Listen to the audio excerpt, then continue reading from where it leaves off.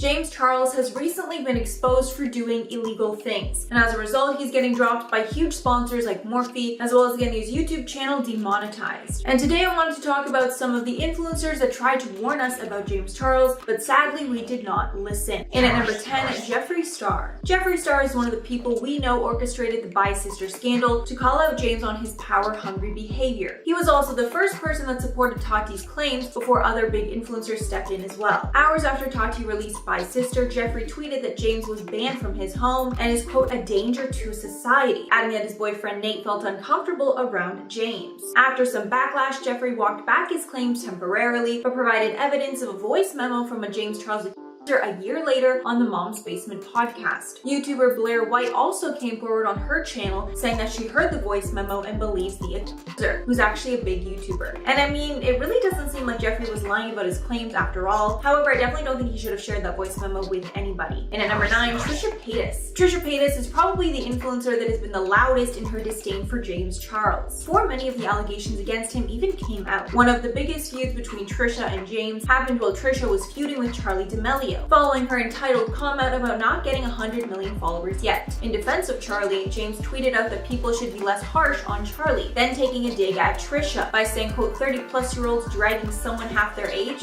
feels familiar. Trisha clapped back savagely, writing, quote, poor parenting on your parents and James for allowing you to be friends with Tati, a middle-aged woman while you were a teen. Unfortunately, you were the victim then, but now Charli is. You being friends with her is Trisha then followed up with another tweet slamming James, saying, quote, definitely have always said no one deserves to be cancelled. Everyone has room for growth/positive influence, except James Charles. Please cancel him. He's a forever victim with a superiority complex. He's never said sorry his whole life and hangs out with an underage girl regularly. And even though Trisha got a lot of heat for those comments at the time, she turned out to be right. In at number 8, Ethan and Hila Klein. Ethan and Hila got into a heated feud with James Charles after they accused him of stealing their color block merch from their clothing line Teddy Fresh. In response to James's announcement, Ethan tweeted out, quote, I know we didn't invent color blocking, but I'm having a hard time with the new James Charles merch. It's the same exact design as Hila's. Combined with the fact that his audience is so huge, many people will assume he designed it and start accusing us of plagiarism. What do you think? James responded back saying the two had DM'd, and James claimed that he didn't know of their designs. Ethan continued to speak out about the similarities on Twitter, share text messages sent by James, and compare the situation to Charles accusing Makeup Brand Went Wild of copying his eyeshadow palette.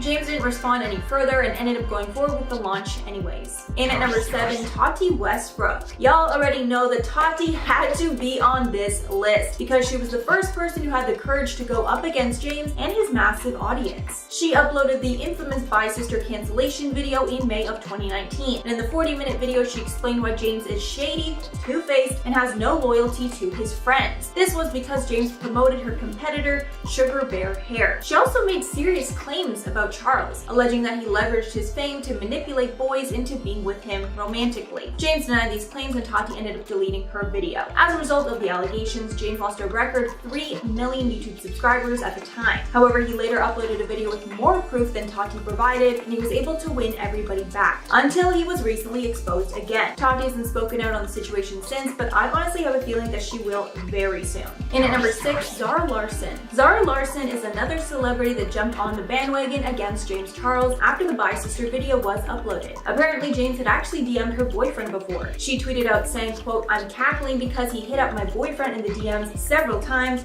knowing damn well he's straight. However, after the tweet went incredibly viral, Larsson confirmed that it was actually only one DM along with multiple comments on Instagram. James actually responded to her call out in his response video called No More Lies, where she appeared to be in the wrong. Later on, she decided to address the situation in a long thread where she apologized, but she also somewhat stood by her decision to call him out, writing in part, quote, what seems to be the thing here is that my boyfriend wasn't the only one, and that's why I don't condone this behavior. You have, for example, previously tweeted saying that straight men will be the death of you, etc., which is concerning considering the fact that they will never give consent since they don't play for Team D. Halfway at number 5, Jeff Wittek. Even though Jeff is straight, that didn't stop James Charles from flirting with him. James made multiple videos with Jeff and the Vlog Squad, and in the videos it's clear that James is flirting with Jeff. He even named one video they did together, quote, "The truth, my crush does my makeup." And although in the video it's clear that they're just, joking around a lot of the time, it's hard to tell if Jeff actually ever felt uncomfortable because of James. After James's cancellation, Jeff actually defended James on a podcast, telling the world that he never felt uncomfortable around James. But a lot of people didn't buy it and think that could be the reason that James and the Vlog Squad were never really close after the flirty videos came out. In at number 4, Marlena Stell. Marlena Stell is an OG member of the beauty community on YouTube and helped make it what it is today. However, James showed that he has no respect for others in his community when he came for her. The feud between them started when Marlena tweeted out that she was going to be working on a documentary with Netflix about the beauty community. James responded to the announcement in a tweet saying, quote, "Wait, what?" saying how he was planning to make a documentary on the beauty community and he was livid. Adding, quote, "Everything that I put my heart and love and a ton of work into is always stolen by someone." Marlena responded that she was approached by Netflix and said it would be great to hear from an influencer for her documentary. James, however, didn't accept her response and the feud continued for hours. In at number 3, Gage Gomez. Gage Gomez was the first influencer to call James out for his behavior towards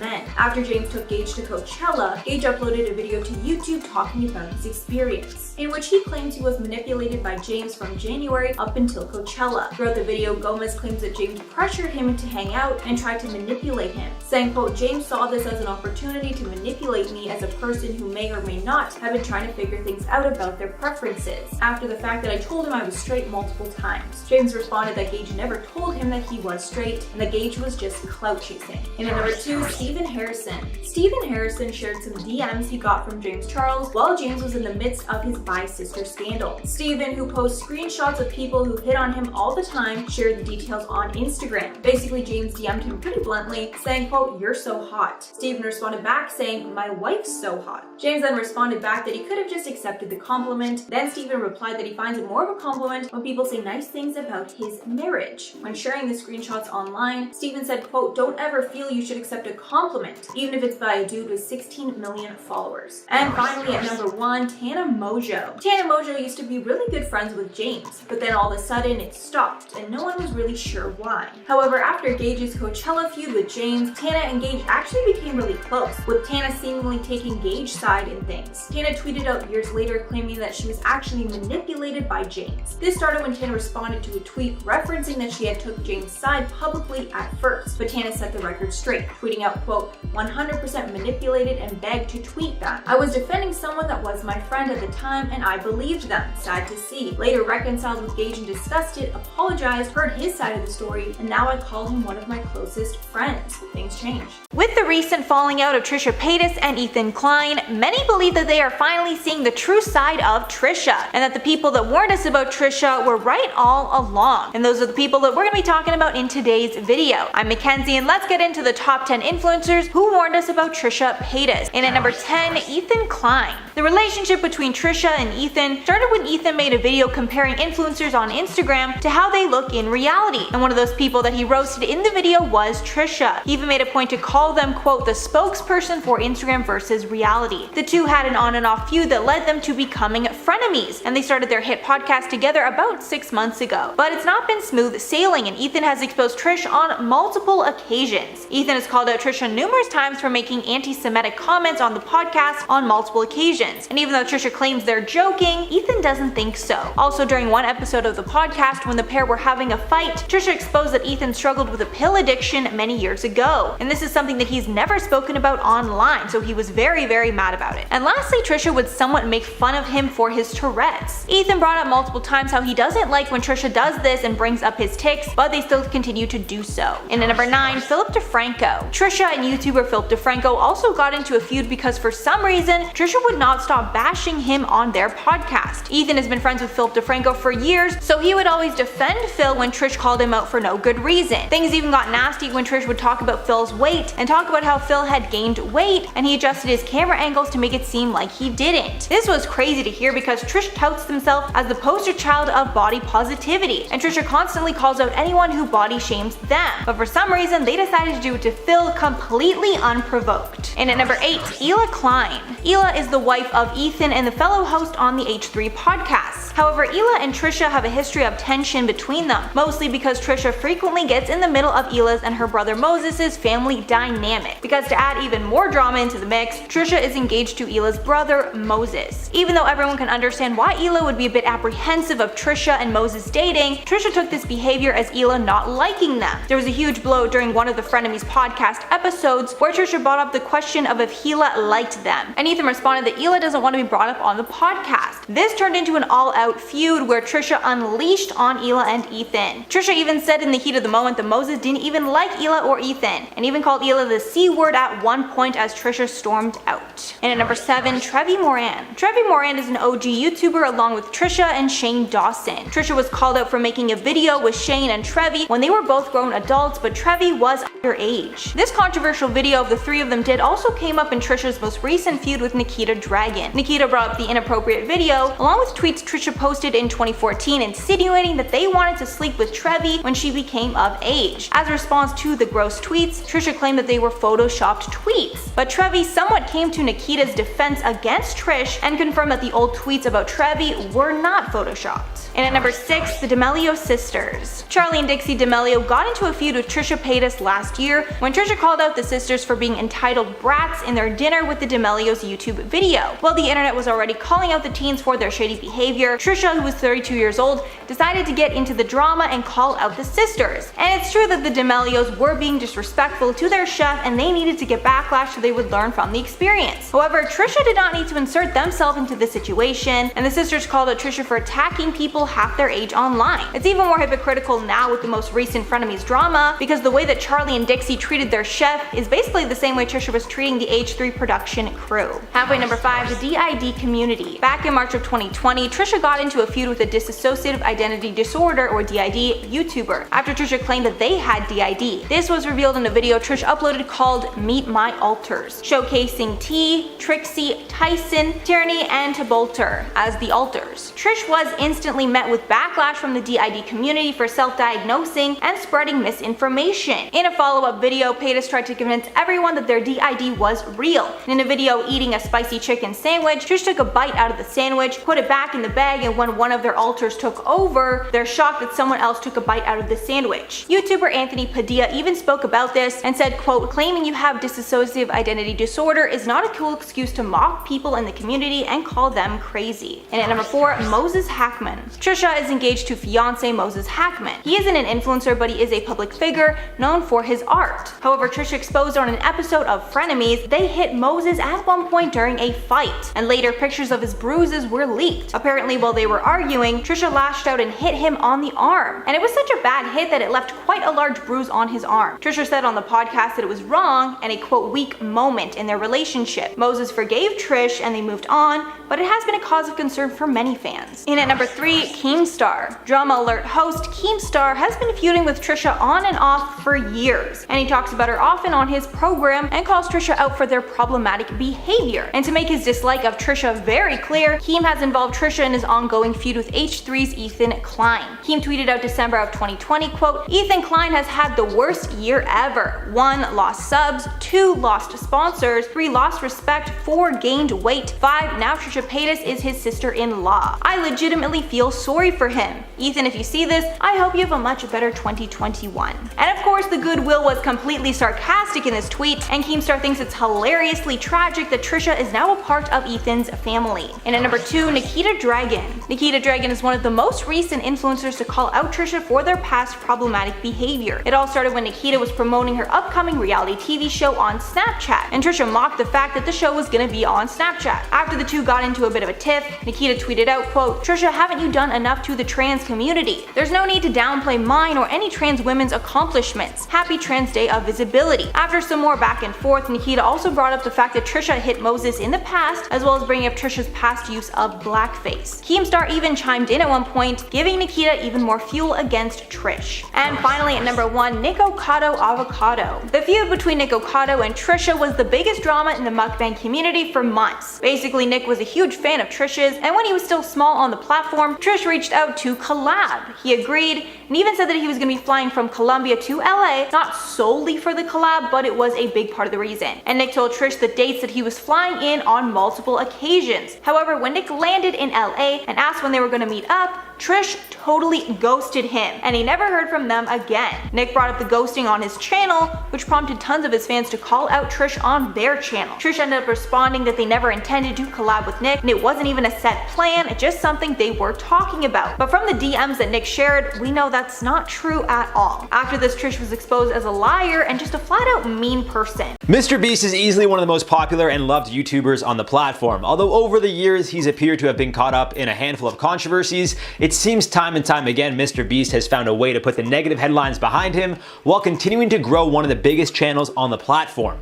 However, as we know, the internet is a very unforgiving place, and once you put something out there, well, it's out there for good whether you like it or not. Some are more willing to forgive and forget, while others feel until an apology or potential cancellation happens, then the perpetrator will never truly know punishment. It's a crazy world we live in, folks, let me tell you. Either way, we got a handful of people who likely aren't the most fond of Mr. Beast, and we've included all of them in today's list. Starting us off at number 5, we got Matt Turnur.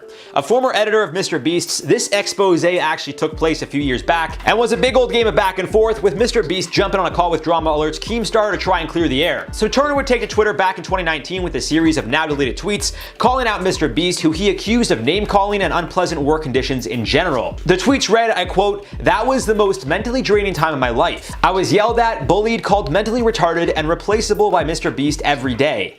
Being in tears and having mental breakdowns day after day is difficult, and after a while became too much. After every editing mistake I made, I was made to feel like an absolute idiot, even if the content wasn't real. No credit was given unless a video I edited got credited to someone else." Some of the other tweets went on with accusations including, I quote, "Editors were told that if we ever left the team, we shouldn't be set up for success after, so no credit will be given. Ideas would be taken, people would be baited into the team, and I would be screamed at, then told I just misinterpreted what I heard by his impossible to please momager. We would be forced to re-sign non-disclosure agreements and then told these were our glory days."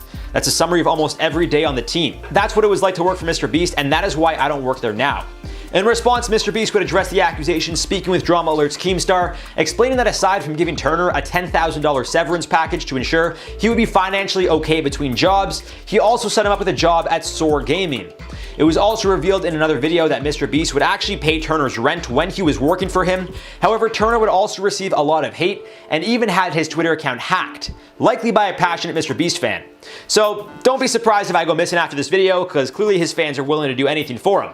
All in all, Beast and Turnur would appear to move on, but people don't forget. And I'm sure his fans won't forget me making this video. I'm literally just spitting facts. I'm not even saying anything bad about Mr. Beast. Jimmy, if you're watching this, keep doing your thing, buddy. At number 4, Taylor Lorenz. You may or may not know Lorenz, who is now a journalist for the New York Times, but formerly worked for The Atlantic. So why is she included on our list? Well, Taylor has made quite a name for herself over the years documenting content creators, and because of that, she's not only grown a large following online, but has also made headlines on her own. Most recently, Fox News' Tucker Carlson appeared to go after Lorenz, and it became a pretty big deal online. Either way, Lorenz previously wrote about Mr. Beast's homophobic comments back in 2018, specifically on Twitter, in which he used a few slurs. The tweets that were brought up were from 2016 and 2017, but when asked about them, it seems Jimmy didn't feel much remorse. I quote him saying, "I'm not offensive toward anyone. I'm not offensive in the slightest bit in anything I do. I'm just going to ignore it. I don't think anyone cares about this stuff." As per the article, Jimmy then asked the publication if they could write a positive article about him, not including the use of his slurs, which was denied. To follow up, he asked if an email interview would be better, asking, I quote, "Wouldn't it be easier if I just filled out these answers instead of saying this?" Before wrapping up with, I quote, "I'm just a dumb kid that makes YouTube videos and I don't like doing interviews." He would then hang up the call. Clearly, Lorenz wanted to shed some light on Jimmy's more controversial past, or potentially problematic past, in which Beast didn't seem to want to speak about it, potentially because he's learned from his past, or so I would hope. Lorenz also very recently, as in yesterday at the time of this recording, wrote an article about Beast, once again highlighting his career achievements, while also mentioning his past slurs, as well as mentioning approximately 11 employees who shared negative experiences with him. Of the 11 Taylor wrote about, 4 asked to remain anonymous due to confidentiality agreements. However, it seems a more common theme working for Jimmy is that although he appears to be one way on camera, behind the scenes he could be much more harsh. As clearly shown with Turnur, his former editor who broke down into tears, Jimmy clearly has a vision and is relentless until he gets what he wants. For some that's admirable, for others it's despicable. Ultimately, I'll let you guys decide how to feel about all the information I pass on in this video. Now halfway through our list at 3, we got Chris Tyson. Back in April of 2021, Tyson was exposed for some old tweets as well that were, well, they were very, very bad. I'll delete it now. One of the tweets was a meme showing a police officer at a basketball court with a caption making a joke about shooting hoops at a certain time and then certain people later in the day. Another tweet read, I quote, "Between what happened at the Ariana Grande concert and what's going on in the Philippines, why the f*** do we even take Islam seriously? It's an old backwards religion that hates anything different and treats women like why the f*** do people still accept it?" End quote. Aside from that, there were a handful of others which some felt included anti-Semitic, transphobic, homophobic, Islamophobic, and overall racist comments in general, as I'm sure you guys saw from that tweet alone. In response, Tyson would put out a few apologies, which weren't the most well received, yet as we know in the world of YouTube, specifically over time, people will forget, as they have and will likely continue doing with other YouTubers. I don't understand why. Either way, Chris's apology included, I quote, "I wanted to address some things that have been brought to light from my past and apologize. I will not make any excuses because I am completely responsible for my actions and words. I want to start off by saying that the person I was when I was making these edgy jokes and tweets years ago is not the person I am today." So what does all this have to do with Mr. Beast? Well, considering how Tyson is a part of Mr. Beast's crew and a very close friend of his, some could make the argument that if Tyson feels or at one point felt that way, then who's to say Mr. Beast doesn't? As they say, you are a direct reflection of the company you keep, and given that not only has Jimmy been called out for slurs in the past, but one of his good friends and a constant film buddy also appears to have the same issues, well, it might be a sign. Now on to number 2, Nate Anderson. Anderson is another former editor of Mr. Beast, and although he didn't go as in-depth as Turnur did, this once again appears to be a very common theme. After just a week of working for Mr. Beast in 2018, Anderson explained how he had to quit because Mr. Beast was a perfectionist. I quote him saying nothing ever worked for him. He always wanted it a certain way. Now I will say as a creative, when you have a vision, I get why Mr. Beast would want things a certain way. However, after uploading a video to YouTube titled "My Experience Editing for Mr. Beast, Worst Week of My Life," Anderson explained how he would receive numerous messages from fans of Mr. Beast, mostly children threatening him. And the fact that Mr. Beast didn't speak out against his behavior, both when it happened to Turnur and Anderson, has a lot of people questioning Jimmy's true character. Although he appears to be a great guy on YouTube, maybe there's much more than what meets the eye when it comes to Jimmy Mr. Beast Donaldson. Now to wrap up at number 1, we got Jake the Viking. In his own words, I quote, "My piece no longer fit the puzzle." Now I will say outright, there appears to be no bad blood between the two parties, and Jake was frequently seen in a lot of Mr. Beast's videos, being with the channel around the 4 million subscriber mark and leaving after it surpassed the 30 million mark. So then what happened? Why did Jake leave? Well, according to Jake, as per his own video explaining the situation, he says it was mutual and he made it clear he wanted to do his own thing. In fact, a lot of the comments were appreciative that Jake wasn't exposing Jimmy or bashing him and instead appeared to be very grateful for the opportunity he was being presented. That being said, on the flip side, it seems one of the biggest reasons Jake wanted to leave was because he was overconsumed with work. The guy couldn't work on his own things or commitments because he was always working with Jimmy. Not to say that's a bad thing, but again, this could be a sign or proof that Jimmy does push his employees past their limits where they feel unless they quit, they can't have a life of their own. Jake Paul has been problematic for a long time now, and with the recent allegations that have come out against him, I thought we should break down all the influencers who have warned us about Jake Paul. In at number 10, Alissa Violet.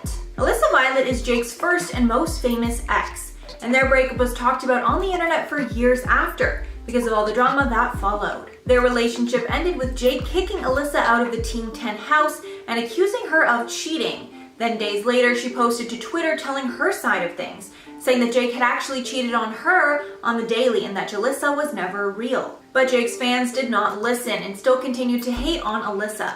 This caused her to upload a long video where she spoke more about her experience, where she admits that she was mentally and even somewhat physically harmed by Jake, with her mentioning that he would string her along for videos while he was hooking up with a new girl practically every day. Then she revealed how he would even take physical jokes too far, even hurting her at some points. She lastly revealed how Jake took 20% from his friends and even enforced strict rules to live in the Team 10 house. In at number 9, Drew Gooden.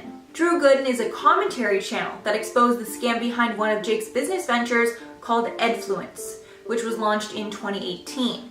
The site was supposed to be a series of videos that fans could unlock for just $7 that would give them a roadmap to success as an influencer. But Drew discovered that the $7 didn't actually unlock the whole program, it only unlocked a portion, and then if you wanted more videos, you needed to pay an additional $57. Then he pointed out that the website hosting Edfluence was intentionally misleading, prompting parents of young fans to input credit card information on the first screen to pay $7, only for that information to be saved into the user's profile so the kid could later click to pay the $57 without needing to input the card again. The scam even told fans that buying in would give them a chance to join Team 10, and obviously there was no way that was happening. Edfluence now no longer exists. Are we shocked? In at number 8, Logan Paul. One of the worst feuds that Jake has been in was with his older brother, Logan. Logan is generally more successful and well-liked than Jake, and that obviously causes issues in their relationship, with Jake constantly trying to one-up his older brother. And occasionally, Logan will fight back, like back when diss tracks were a thing, and the brothers made multiple diss tracks taking aim at one another, even bringing personal and family issues online where they had no place being. Then at one point it was revealed that Logan hooked up with Alissa while she was still with Jake, and that was the reason that she was ultimately kicked out of the Team 10 house. The brothers ended up reconciling, but I believe the event has caused everlasting damage in Logan and Jake's relationship. In at number 7, Faze Banks. Faze Banks started dating Alissa Violet after her and Jake's explosive breakup, and this made Banks and Jake rivals. Things got nasty when Meg, who was an assistant for Team 10, accused Banks of hitting her because the assistant caught Banks cheating on Alissa. In a YouTube video titled "My Assistant Was a Jake and Team 10 discussed the allegations. They claimed that Meg spotted Banks making it with some girl who wasn't Alissa. Then when Meg was on her way back from the bathroom, Banks actually clotheslined her and dragged her into his party space in an attempt to kiss her, leaving a nasty bruise on her neck. But obviously Banks clapped back with his own video, claiming that that was all a lie to mess with his relationship with Alissa. Banks even claimed that Team 10 had reached out to him before they made their video and admitted that they thought the incident was all an accident, but then they later laid into him in their video. Jake later apologized for the entire incident, saying that he got the facts of the case wrong, and we pretty much never heard of it again. And at number 6, Gigi Hadid. This one is incredibly random, but Jake made an enemy out of Gigi Hadid when she had no choice but to call him out for his childish behavior. It all started when Jake and Gigi's boyfriend, Zayn Malik, had a confrontation at a Vegas hotel. After Jake tweeted out that he was gonna clap Zayn from One Direction, Gigi responded back, saying, quote, "LOL, cause he doesn't care to hang with you and your embarrassing crew of YouTube groupies. Home alone with his best friends like a respectful king, cause he has me, sweetie. Unbothered by your irrelevant, ugly go to bed." And that tweet currently has over 800,000 likes. Clearly, it's very popular to hate on Jake Paul. Jake later tweeted out a semi-apology and blamed it on the alcohol, but yikes, that whole thing was just incredibly messy. Halfway at number 5, Tana Mongeau. Although Tana and Jake are on good terms now, there was a point in time where Tana made Jake look incredibly bad. This time was after their fake wedding, where it was clear that Tana had real feelings, while Jake was just using her for clout. After they publicly got married, then split shortly after, Tana set things straight with a long and emotional video. In the video, Tana spills tons of tea about Jake and their relationship. And in summary, she said that her feelings were real and she tried to be the cool girl and have an open relationship like Jake wanted. But it wasn't realistic for her. And she ended up getting heartbroken when he went partying in Ibiza with women for their honeymoon while she went home to care for her father who just had a heart attack. This all made it clear that Jake's view of relationships really hadn't changed much since his time with Alissa, and he was still manipulating women for clout. In at number 4, RiceGum. RiceGum was once known as being one of the biggest trash talkers on the entire platform, and he took aim at Jake many times. But after Jake's breakup with Alissa Violet, Alissa teamed up with RiceGum to make a diss track on Jake. This was back when diss tracks were huge. The track, called It's Every Night Sis, called Jake out on his bad behavior. Some of the lyrics call him out for being a high school bully, as allegations of bullying had come out around that time. Alissa also savagely accused Logan of being a better kisser than Jake. They also trashed his Disney show and said the Team 10 house was small compared to their house, the Cloud House. In at number 3, PewDiePie. PewDiePie is obviously a YouTube legend, and he's never been shy about his dislike for Jake Paul. Back when Jake's song It's Everyday Bro was going viral, Felix made a reaction video where he ripped Jake and his crew to shreds. It is literally a hilarious video. Then more recently, PewDiePie made an entire video trashing Jake's latest business venture at that time, called the Financial Freedom Movement. Felix not only trashed the content, but also revealed just how much of a scam the program actually was, even though I'm pretty sure we all knew it was a scam in the first place. And at number 2, Keemstar. Someone who has been a constant thorn in Jake's side has been Keemstar. Keemstar, of course, hosts popular drama channel Drama Alert, and Keem definitely has a major hatred towards the Paul brothers and exposes a lot of their bad behavior. Keem even got in a public feud with Jake and Erica Costell after Jake accused Keem of body shaming Erica. However, Keem later exposed that Jake had also made comments about Erica's body in the past. Keem has also made it clear that he is not like Jake on many occasions. Like this one tweet where Keem wrote, quote, "I've never hated Jake Paul as much as I do today. He owed everyone an apology for his actions, and instead he made excuses and virtue signaling to cover up his BS. If he is innocent as he claims, then release all the raw footage to prove it. You can't, you won't, cause you lie." And truly, that is just the tip of the iceberg when it comes to Keem's coverage of Jake. And finally, number 1, Jake Paul himself. And of course, the person that has warned us the most about Jake Paul is himself. He has not been hiding his problematic behavior whatsoever since he's practically been on the internet. There are just so many instances, it's impossible to name them all, but one of the most famous is that Jake was fired from Disney and kicked out of his neighborhood because of an insane interview he did with KTLA5, where he showed what a nuisance to the community that he had been. He also started a fire in his pool at one point. Paul's neighbors met with police and city officials to discuss the possibility of a class action public nuisance lawsuit, and the company that owned Paul's house sued him for $2.5 million.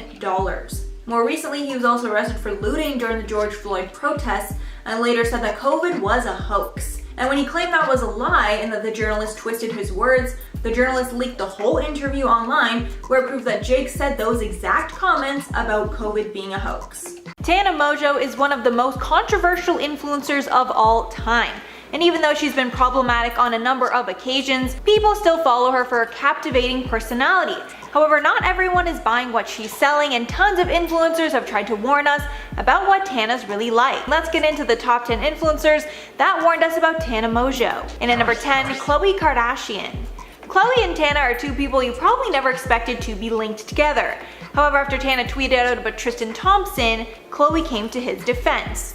Tana had a birthday party over the weekend and tweeted out after, quote, "All I know to tweet about my birthday party last night is that Tristan Thompson was one of the first attendees. Like, babe, where's true?" And obviously, any interaction that Tristan has with any girls that aren't Khloe are going to be highly talked about in the media, and Tana was obviously hoping to gain some clout off of his name. But Khloe decided to clap back by liking a very shady tweet about Tana.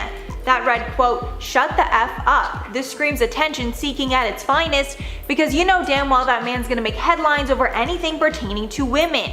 You're a bird, don't speak on true either, weird hoe." I think that really just says it all. And at number 9, SimplyNessa. Nessa and Tana were really good friends when Tana first started gaining traction on the platform.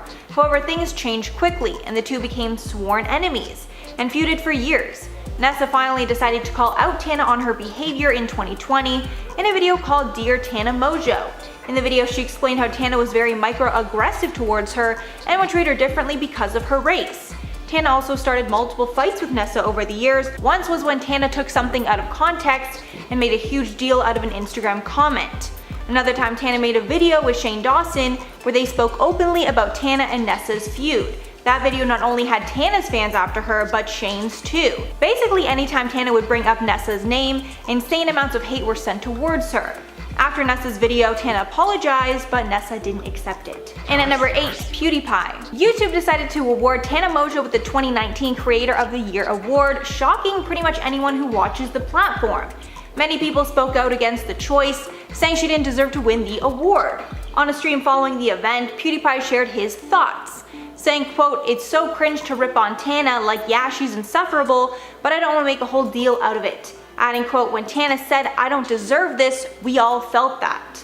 But that's not all, he took some more digs at her, saying, quote, "She's so humble, she doesn't feel like Creator of the Year, she's so down to earth, she's just like us. No, you literally don't deserve it, that's why you feel like that." Felix then went on to say that all award shows are BS anyways, and he's not mad because it really doesn't mean anything, but I mean that shade was pretty deadly. And at number 7, Bella Thorne. These two have a long and complicated history, and it's difficult to pinpoint why exactly they hate each other, but all you need to know is that they do. The two started out dating, but after a few rocky years they turned into enemies. In the beginning, many people thought Tana was just clout chasing Bella because she got a lot of clout off of the relationship. However, Tana always denied this. Only months after the two broke up, Tana got engaged to Jake Paul, to Bella's dismay. And Bella didn't keep this a secret and posted online about how mad she was. After this, the two got into another feud when Bella made a song about Tana called SFB, which stands for Stupid Effing B. One of the lyrics in the song is, quote, "You wanted me for clout, and I should have thrown you out." So maybe Bella thinks Tana was actually clout chasing after all. And at number 6, Brooke Schofield. Tana made a YouTube story time about Brooke called "I Caught My Best Friend Hooking Up With My Man." In the story, Tana basically explains that after a party, she caught her BFF and the guy that she was dating hooking up in the movie theater room of her house. Tana never named who the person was, but in typical Tana fashion, she included so many details about the person in the story that everyone figured out who was pretty quickly. And the BFF in the story was Brooke. However, Brooke tried to clear things up in her own video where she exposed some holes in Tana's story. Apparently, the only reason that Brooke even started talking to the guy in the first place is because Tana started heavily pursuing someone that Tana knew that Brooke was interested in. And Brooke felt that she wanted to get back at Tana, even though Brooke claims that she never actually hooked up with the guy. Halfway at number 5, Billie Eilish. Tana decided to make the best of a bad situation when she made an entire video about the fact that Billie Eilish decided to unfollow her. We're not sure why Billie decided to follow Tana in the first place, but it was most likely because Tana made a YouTube video copying Billie's style. But after Tana announced her engagement to Jake Paul, Billie commented on the photo, quote, "You and yikes." Tana then DM'd Billie asking if she was coming to their wedding, to which Billie replied, just no. After all that shade, Billie decided she was done seeing Tana on her timeline and decided to unfollow. Tana then decided to make an overly dramatic video about the situation, ensuring that she used the event for clout. And at number 4, Jordan Morona. Jordan Morona was Tana's manager for most of her career, but they recently parted ways. Before they split, Jordan was featured on Tana's MTV reality TV show, and he made her look terrible. In one of the episodes, Jordan takes her to the doctor because she has a horrible cough, and the whole time she's trying to leave and making light of the situation, even saying that she was going to smoke as soon as she left the doctor's office. Then later on, there's an episode where Tana launches a perfume, but she sleeps in through the launch date, and Jordan is left scrambling to work it out.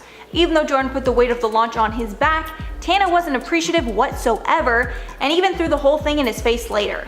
After the episodes aired, Tana's fans trashed her, and she was forced to apologize. And at number 3, James Charles. If you've heard the name Tana Mongeau, you've probably also heard about TanaCon, the disastrous convention that she threw that left her in one of her biggest scandals ever. At that time, one of the biggest influencers speaking out against the event was James Charles, who at the time was actually really good friends with Tana. After the event was cancelled, he tweeted out, quote, "I told her not to do half the things that she did yesterday and she didn't listen. As usual, and things went to I've tried to make our friendship work for months, but she has no respect for other people's time, and I can't believe you guys can't effing recognize that." I do believe Tana had good intentions for this convention, but her ego got in the way of kids' safety. And at number 2, iDubbbz. Ian Carter, known online as iDubbbz, was one of the first people to publicly call out Tana on all of her problematic behavior, and he made one of his infamous content cop videos on her. Their feud started when Tana tweeted that Ian should take his own life because he said insensitive words in the past. But then the internet dug up multiple videos of Tana saying the N-word, and the tone she used was incredibly derogatory. Most of the video is Ian taking aim at Tana's stance on saying the N-word and bringing up all the embellishments in her story times. Then he even decided to go to one of her meet and greets and say the N-word straight to her face. That ended with Tana making an embellished story time of the whole incident, proving Ian's point once and for all. And finally, number 1, Tana herself.